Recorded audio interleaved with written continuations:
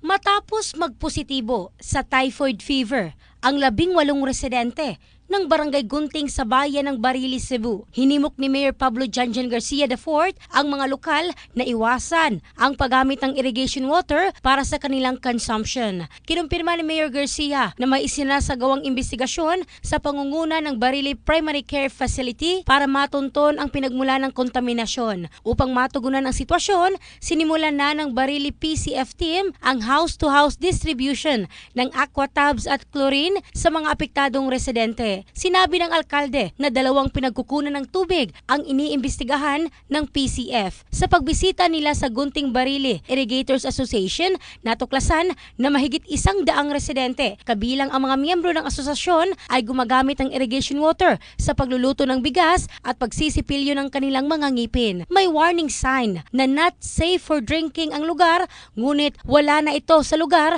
ng kanilang sinuri. Hinikayat ni Garcia ang lahat ng residente na tiyaking ligtas ang kanilang inuming tubig at sundin ang proper hygiene practices. In the heart of changing lives, ito si Michelle Craste ng Brigada News, Philippines, The Music and News Authority.